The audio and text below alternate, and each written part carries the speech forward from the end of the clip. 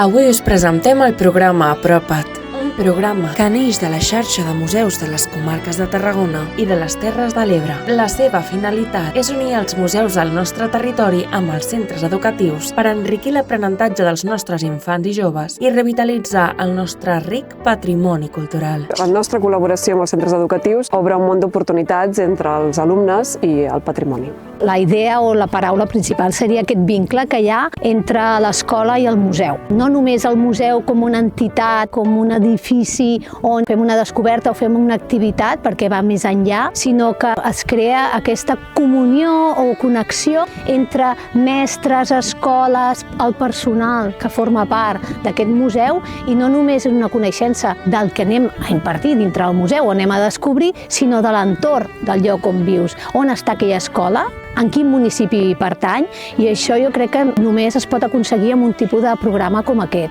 En un món on l'educació continua evolucionant, el programa Apropa't ofereix una nova visió. Treballar per projectes és un avantatge per nosaltres i per als infants perquè ens dona molta llibertat. Malgrat l'adult té molt clar a quins objectius vol arribar, hi ha tot un procés creatiu amb els alumnes, hi ha tot un joc per arribar a aquells objectius. Aquest enfocament permet als infants i joves abordar desafiaments que són reals.